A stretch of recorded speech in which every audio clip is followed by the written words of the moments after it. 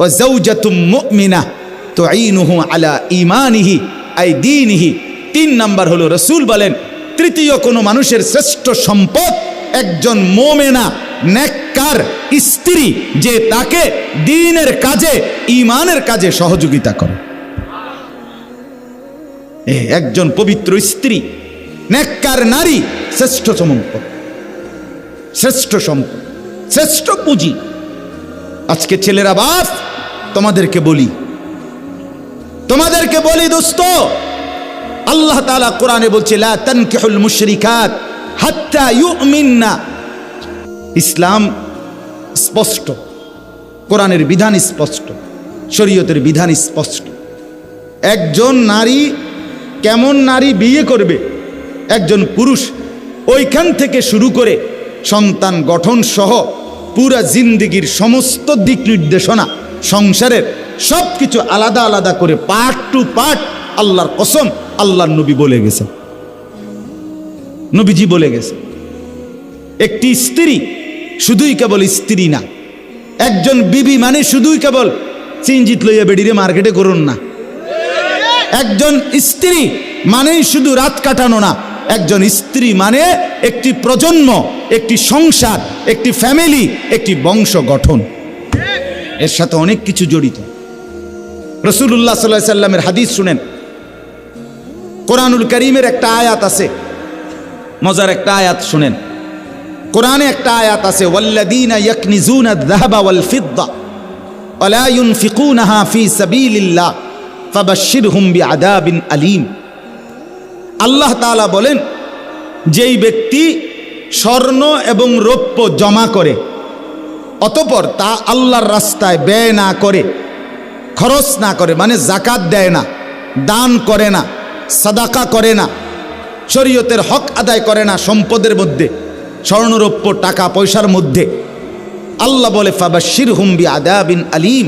হে নবী, আপনি তাদেরকে মর্মান্তিক পীড়াদায়ক ভীষণ আযাবের ভয় দেখান, এটা জাহান্নামের আযাবের ভয় দেখান।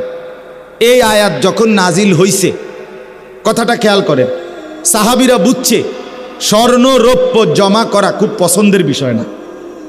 কথা বোঝেন নাই? কারণ যদি ঠিকমতো আল্লাহর হক আদায় না করতে পারি টাকা পয়সার মধ্যে, তাহলে আযাব ভোগ করতে হবে। তো সাহাবীরা জিজ্ঞেস করছে, ইয়া রাসূলুল্লাহ, আমরা মুসলমান জমা রাখতে পারি, সংগ্রহ করতে পারি, এরকম নিজের জীবনে অর্জন করতে পারি, এরকম শ্রেষ্ঠ নিয়ামত কি? আমনে কদ্দুর কোন? রাসূলুল্লাহ সাল্লাল্লাহু আলাইহি ওয়াসাল্লাম বলছে 3 জিনিস। কয় জিনিস? 1 নাম্বার লিসানুন যাকির।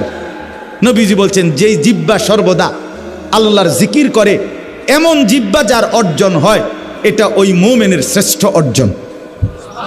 2 কলবুন শাকির, যে ব্যক্তির অন্তর সব সময় আল্লাহ তাআলার প্রতি খুশি, কৃতজ্ঞ, আল্লাহর ফয়সালা, সুখে থাকি দুঃখে থাকি, কখনো পাইলাম কখনো পাইলাম না, কখনো আনন্দ কখনো বেদনা, কখনো হাসি কখনো কান্না, এই মিলাইয়া আল্লাহর ফয়সালার উপরে সর্বাবস্থায় যে দিলে দিলে খুশি, কৃতজ্ঞ, আল্লাহর নবী বলেন এটা শ্রেষ্ঠ সম্পদ। আর 3 নাম্বার ওয়া যাওজাতুম মুমিনা তুঈনুহু আলা ঈমানিহি আই দীনিহি। 3 নাম্বার হলো রাসূল বলেন তৃতীয় কোনো মানুষের শ্রেষ্ঠ সম্পদ একজন মুমিনা নেককার স্ত্রী, যে তাকে দ্বীনের কাজে, ঈমানের কাজে সহযোগিতা করে। একজন পবিত্র স্ত্রী, নেককার নারী শ্রেষ্ঠ সম্পদ, শ্রেষ্ঠ সম্পদ, শ্রেষ্ঠ পুঁজি। আজকে ছেলেরা বাপ, তোমাদেরকে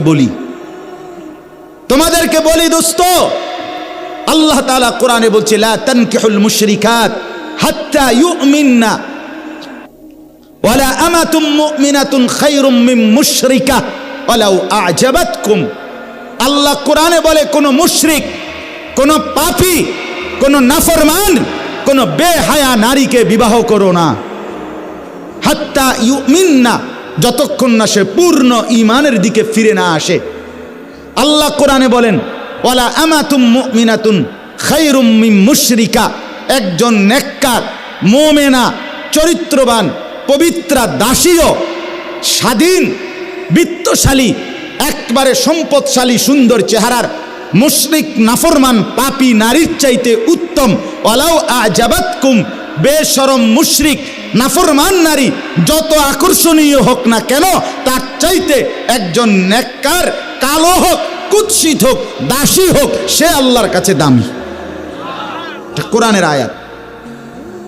আজকে যেই সমস্ত ছেলেরা, আমি অনুরোধ করছি বাপ, নওজোয়ান, তোমাদেরকে এই বন্ধু বললাম, তোমরা যারা সকাল থেকে রাত 2টা 3টা পর্যন্ত মোবাইলে উলঙ্গ ছবি দেখো, নর্তকীর নাচ দেখো, সারা পৃথিবীর নারীর ছবি দেখো, অচিরেই বিশ্বাস করো পবিত্র নারী পেতে তোমার জন্য কষ্ট হবে। মনে রাখো, এই ঋণ শোধ করতে হবে। হ্যাঁ, তখন বুঝবা ভাইয়া, এমনি মানুষের বেডি সাউন আর ঘরের বেডি যদি অসৎ হয়, তখন টের পাইবা দুনিয়া কারে কয় আর জাহান্নাম কারে কয়। রাস্তার বেডি তো বেডি চাইতে চাইতে গেছো গা, তুমি বেডিও গেছে গা, তুমিও গেছো গা, কিন্তু যারে ঘরে আনছো স্ত্রী, এ বেডি যদি দুশ্চরিত্র হয়, এই মহিলা যদি চরিত্রহীন হয়, তো সব শেষ, সব।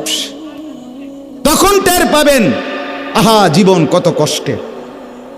যার স্ত্রী অসৎ, যার স্ত্রী অসৎ, যার বউ অসৎ, তার জীবন আর জাহান্নামের টুকরা ছাড়া আর কিছু না। আমি আমার এই ছোট্ট জীবনে অগণিত পুরুষকে, অগণিত যুবক আমি দেখছি, যারা আমার সাথে এরকম হাজারো অবস্থা বলছে যে আহা 3 বছরের প্রেম, 5 বছরের প্রেম, হ্যাঁ লম্বা সময়, এরপরে বিয়ে করছে 8 মাস, 2 মাস, 1 বছর, 1.5 বছরের ভিতরে বিবাহের পরের জিন্দিগিটা জাহান্নামের টুকরা হয়ে গেছে। এজন্য অনেক ছেলে তোমরা দাঁড়িয়ে বসে, তোমাদের কাছে অনুরোধ করছি, আখেরাত তো আছেই বন্ধু, দুনিয়াটাকেও জাহান্নাম বানায়ও না। রাস্তার মেয়ের সাথে সম্পর্ক গড়ো না, বেপর্দা মেয়ের সাথে, বিবাহ বহির্ভূত যে তোমার সাথে সম্পর্ক গড়ছে, সে বিবাহের পরে আরেকজনের সাথেও সম্পর্ক করবে, এ তোমারে কষ্ট দিবে দোস্ত, বন্ধু। কোরআনুল কারীমের মধ্যে আছে, আল্লাহ বলেন, আমি যাকে পবিত্র স্ত্রী দেই, সেই স্ত্রীর মাধ্যমে আমি তাকে ওয়াজআলা বাইনাকুম মাওয়াদ্দাতাম ওয়া রাহমা, আমি তার জন্য ভালোবাসা এবং দয়া মায়া উভয়টাই দেই। স্ত্রীর কাছ থেকে 2টা জিনিস চাইতে হয়, কোরআনে আছে। এক হলো মহব্বত চাইতে হয়, ভালোবাসা চাইতে হয়, আরেকটা হলো দয়া মায়া চাইতে হয়। শুধু মহব্বত না, 2টাই লাগে। আমি 2008 সালে বিয়ে করছি, আজকে 2023 সাল। আমার এই 15 বছরের বিবাহের জীবনে তো আমার স্ত্রী আছে, হালাল স্ত্রী। তো আমি যখন 2020 সালে মোটর সাইকেল অ্যাক্সিডেন্ট করে পাও ভাঙ্গিয়া ফেলছি, তখন আমি প্রায় দীর্ঘ 6 মাসের মতো বিছানায় এক জায়গাতে 3 মাস, প্রথম 3 মাস পড়েছিলাম। হসপিটাল থেকে আইনা আমারে যেখানে রাখছে ওইখানেই আমি পড়েছিলাম, এক সুতা নড়াচড়া করতে পারি নাই। পেশাব পায়খানা, অজু, গোসল, খানা, খাদ্য সব কিছু এই এক জায়গায়। তো সেই 6 মাসের লাগাতার আমার রাত দিনের সমস্ত খেদমত দয়া মায়া করে আমার বিবি করছে। এটা রাস্তার নর্তকীর থেকে তুমি পাইতা না, এটা মিলবে না। এজন্য স্ত্রী মানে শুধুই কি না উপভোগের সামগ্রী না, সে ভালোবাসারও জন, দয়া মায়ারও জন। দয়া মায়াও দরকার, দয়া মায়াও দরকার। আজ তুমি যদি চরিত্র নষ্ট করো, অচিরেই তোমার জন্য চরিত্রহীন নারী মিলবে। এটা কোরআনের ওয়াদা, আল্লাহর একেবারে ডাইরেক্ট ওয়াদা, ডাইরেক্ট ওয়াদা শুনে দিই। কোরআনের আয়াত শুনেন, এই যে দেখেন আল্লাহ তাআলা কোরআনে বলছেন, সূরা নূর, আল খাবিসাতু লিল খাবিসিন, খবিস পুরুষের জন্য খবিস নারী, আল খাবিসুনা লিল খাবিসাত, খবিস নারীর জন্য খবিস পুরুষ। এই ডাইরেক্ট কোরআনের আয়াত, ঠিক কইলেও ঠিক, ঠিক না কইলেও ঠিক। বুঝেন না, এটা কোরআনের আয়াত না, এটা ঠিক কইলেও কি ঠিক, ঠিক না কইলেও কি। এই যে অত্তাইয়িবাতু লিত্তাইয়িবিন, অত্তয়িবুনা লিত্তয়্যিবাত। রব্বুল আলামিন বলেন, আর পবিত্র পুরুষের জন্য পবিত্র নারী, পবিত্রা নারীর জন্য পবিত্র পুরুষ। হ্যাঁ, টিট পর টেট নাকি, ইট মারলে পাটকেল খেতে হয়।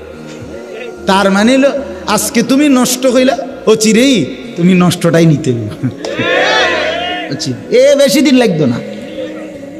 রঙের গুড্ডি কাইটা যাবে, গুড্ডি কাইটা যায় না, এই রঙের গুড্ডি দেখতে দেখতে নাই বন্ধু। এই জন্য নষ্ট হইও না, হায়াত লম্বা। আল্লাহ হায়াত দিলে, আল্লাহ যদি বাঁচায় রাখে 60 বছর, আল্লাহ বাঁচায় রাখলে 70 বছর, ফুর্তি করলা তামসা করলা নয়তো 7 বছর, নয়তো 10 বছর যন্ত্রণা ভুগতে হবে, নয়তো 40 বছর দুনিয়াতেই মিয়া। এরপরে আখিরাত সেটা তো আছেই, সেটা তো পরের বিষয়। দুনিয়াতেই যন্ত্রণা ভোগ করতে হবে। আল্লাহ তাআলা আমাদেরকে বুঝার তৌফিক দান করেন। আমি লম্বা করলাম এই প্রসঙ্গটা, এতক্ষণ ধরে বলার উদ্দেশ্য এই কথাটাই বুঝানো। তোমরা অনেক ছেলে বাপ, তোমাদের জিন্দিগি যদি সুন্দর হয় তোমারই ভালো। আমি তোমার জন্য আটকায় যাব না, তুমি আমার জন্য আটকায় যাবা না, এটাই সহজ। আমার বয়ানের পরে আমি আমার পথে চলে যাব, তুমি তোমার পথে চলে যাবা। কেউ কারো জন্য আটকায় না, কিন্তু তোমার নিজের জীবন যদি আটকায়া যায় নিজের কাছে, তাহলে তো তুমি কষ্ট পাই। আপনজন বড় অভাব। আজকে যদি ধরে ধরে আমাদের সন্তানদেরকে না ফিরাই, তোমরা যদি না ফিরে আসো, তোমরা যদি নিজেকে সুন্দর না বানাও, খোদার কসম নিজেও কষ্ট পাবে। আর যুবকরা যদি ফিরে না আসে, ইসলামের বিজয় আসবে কোত্থেকে? দ্বীনের বিজয় আসবে কোত্থেকে বন্ধু? এজন্য আজকে আমরা নওজোয়ানদের বড় বেশি পরিবর্তন চাই, বড় পরিবর্তন চাই, বড় বেশি চাই। মুসলমানের ছেলেরা যদি নামাজি হয়, আরে বিশ্বাস করেন না, আমার একটা ব্যক্তিগত কথা আছে, এটা আমার হৃদয়ের কথা, আমার আবেগের সবটুকু দিয়ে আমি বলতে চাই, মুসলমানের যুবকরা যদি শুধু 2টা জিনিস করে, একটা জিনিস হলো নিজের মাথার চুল চতুর্দিক থেকে সমানভাবে কাইটা চেহারা সুরত যদি মুসলমানের মতো বানায়, আর 5 ওয়াক্ত নামাজ, বিশেষ করে ফজরের নামাজ যদি মুসলমানের যুবকরা পড়তে শুরু করে মসজিদে গিয়ে, আর চেহারা সুরত আর চুলটা ঠিক করে, আল্লাহর কসম গোটা পৃথিবীর কাফের আর বেঈমান বুঝবে মুসলমানের যুবকরা নড়ে চড়ে বসছে। এরা বুঝবে মুসলমানের সবচেয়ে বড় সম্পদ যুবক, তারা ইসলাম নিয়ে ভাবতেছে, আগামী দিন নিয়ে ভাবতেছে। ইনশাআল্লাহ এই যুবকদের দ্বারাই মাহাদির পক্ষে এরা লড়বে, দাজ্জালের বিরুদ্ধে লড়াই করবে।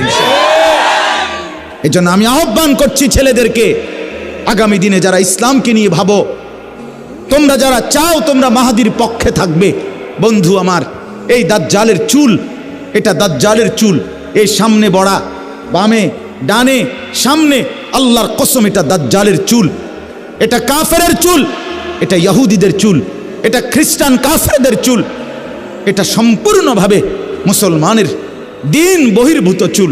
কাজে এটা কাইটা ফেলো, এটা কেটে ফেলো বন্ধু। যদি মার পবিত্র দুধ খেয়ে থাকো, আরেকবার প্রয়োজনে মোবাইলে দেখো ফিলিস্তিনের গাজা উপত্যকার মধ্যে কি পরিমাণ মার রক্তে জমিন ভেসে গেছে, কি পরিমাণ মুসলিম ভাই ছোট্ট মাসুম বাচ্চা রক্তে গড়াগড়ি খাচ্ছে। মুসলমানের লাশ, গতকালকে পত্রিকা আসছে, মুসলমানের লাশ কুকুরে কামড়াইতেছে, মুসলমানের লাশ মাটিতে দাফন করার সুযোগ পাচ্ছে না। যে ইহুদি কুত্তারা, যে ইউরোপের ভাড়াটে সন্ত্রাসী, ইউরোপ আমেরিকার জারজ সন্তান, এই ইসরায়েলের ইহুদি কুত্তারা, তারা এই পরিমাণ মুসলমানকে জুলুম আর নির্যাতন করছে বন্ধু। খোদার কসম এই বেঈমান ইহুদিদের পক্ষ থেকেই এই পৃথিবীতে ছড়িয়ে দেওয়া এই চুলের ডিজাইন। আমি অনুরোধ করলাম তোমাদেরকে, তোমরা দয়া করে যদি মার পবিত্র দুধ খেয়ে থাকো, তোমাদের রক্তে যদি ইসলাম থাকে, প্রতিবাদের অংশ হিসাবে আমরা মজলুমের পক্ষে, আমরা মুসলমানের পক্ষে, আমরা ফিলিস্তিনিদের পক্ষে, আমরা মুজাহিদিনদের পক্ষে, আমরা দ্বীনের পক্ষে, আমরা ইহুদিদের পক্ষে না। এই কথার প্রমাণ হিসাবে আমি যুবক, তোমরা যাদের চুল বড় বড় ডানে বামে, তোমরা কি কদ্দুর নিয়ত করবানি? দাঁড়াইয়া নিয়ত করো, যে ইনশাআল্লাহ তোমরা এই চুল নিজেকে মোমেন মুসলমান হিসাবে প্রতিবাদের অংশ হিসাবে তোমরা চুল কাইটা ফেলবা।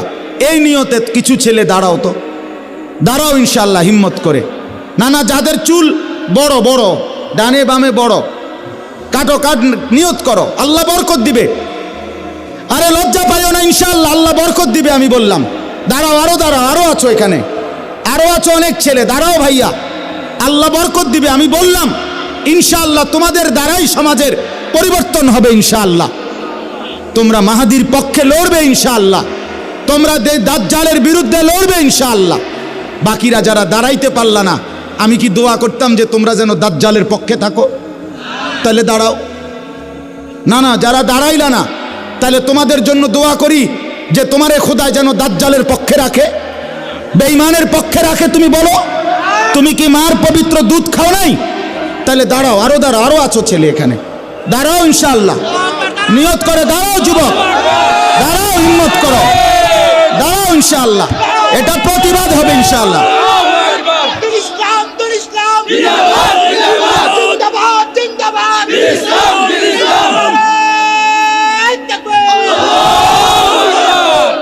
আমরা প্রত্যেকেই বসো ভাইয়া, আমার অনুরোধ এটা, তোমাদেরকে ফিরতেই হবে, তোমরা নড়তে হবে, তোমরা নড়ে চড়ে বসতে হবে ছেলেরা। তোমরা একথা বেঈমানকে বুঝাইতে হবে আমরা মুসলমানের এত লক্ষ কোটি যুবক মরে যাই নাই, আমরা হারিয়ে যাই নাই, আমরা আমাদের মজলুমের রক্তের বদলা চাই, আমরা মোমেনের রক্তের তাজা খুনের বদলা চাই। আরে আল্লাহর কাছে বলো যে রব্বে করিম আপনি আমাকে সুযোগ দেন, আমি মজলুমের জন্য জান দিয়ে দিতে রাজি আছি। এটা চাইতে হবে বন্ধু, আল্লাহর কাছ থেকে তৌফিক চাও।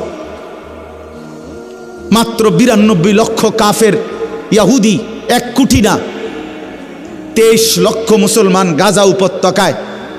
বিশ্বাস করো বাপ, একটা মুসলমানের একটা ঘর ভিটা মাটি আর মাটির উপরে নাই। আজকে 1.5 মাসের অব্যাহত নির্বিচারে বোমা বর্ষণ করে মুসলমানের একটা কুড়ে ঘরও আর মাটির উপরে নাই। মুসলমান তার লাশ দাফন করতে দিচ্ছে না। গতকালকে আমি নিজে পত্রিকায় দেখছি, কুকুরে মুসলমানের লাশ কামড়াইতেছে, মৃত লাশ নিয়ে টানা হেসরা করতেছে। এরপরে কাফের বেঈমান ইহুদিদের সরাসরি আমেরিকা প্রতি মিনিট, আমেরিকার এই বেঈমান, এই বুড়া বেঈমান জো বাইডেন নামে এই বুড়া গাদ্দার প্রতি মুহূর্তে ইসরায়েলের ইহুদিদেরকে সহযোগিতা করছে। অতএব এত রক্ত, এত লাশ, মুমিনের এত পবিত্র দেহ এইভাবে অকাতরে রক্তে গড়াগড়ি খাচ্ছে, শহীদ হচ্ছে, এরপরও কি আমাদের ফিরবার সময় হয় নাই? বলো না ভাইয়া, এরপরও আমাদের আল্লাহকে ডাকার টাইম হয় নাই? এরপরও কি নামাজের সময় হয় নাই? আহা, কার আশ্রয়ে জীবন কাটাচ্ছ ছেলেরা? বাপ, সারাদিনে যারা 1 ওয়াক্ত নামাজ পড়ো না, আল্লাহকে তো ছেড়ে দিলা বুঝলাম, কিন্তু কার আশ্রয় নিলা? ঠিক আছে, ধরে নিলাম তুমি আল্লাহকে ছেড়ে দিছো, আল্লাহকে পছন্দ হচ্ছে না, আল্লাহ তোমার লাগবে না, আচ্ছা বুঝলাম, তো এরপরে কার থেকে নিরাপত্তা নিবা? কে নিরাপত্তা দিবে? সারাদিন সারা রাত মোবাইলে 2 আঙ্গুলে টিপ্পা, উলঙ্গ ছবি যে দেখো, নারীর ছবি যে দেখো বন্ধু, আল্লাহকে তো ভুলে গেলা। এখন কার আশ্রয়ে, কার নিরাপত্তা নিলা? 92 লক্ষ ইহুদি আক্রমণ করছে, 23 লাখ মুসলমান সর্বহারা। গত পত্রিকা আসছে 7 লক্ষ শিশু ফিলিস্তিনের যারা সর্বহারা, তাদের মাও নাই, বাবাও নাই, তারা জানে না আগামী দিনে তারা কোথায় আশ্রয় মিলবে। মা নাই, বাবা নাই, এই অবুঝ বাচ্চাদের ভবিষ্যৎ কি? এই যে ওই যে বাচ্চা দেখেন ওই ভাইয়ের কোলে, 1 মিনিট যে বাপ তার সন্তানটাকে বুক ছাড়া করতে চায় না। আমারও তো একটা 2 বছরের মেয়ে আছে, যতক্ষণ বাসায় থাকি আমার বুকের কাছে, কোলের কাছে থাকে। তাহলে এই 2 বছরের, 3 বছরের, 7 বছরের এই বাচ্চাগুলো, তাদের আশ্রয় কোথায়? তাদের মায়ের কোল কোথায়? তাদের বাবার কোল কোথায়? তারা আগামী দিনে কিভাবে বড় হবে? এজন্য বন্ধু ফেরার টাইম হইছে, আমরা ফিরতেই হবে।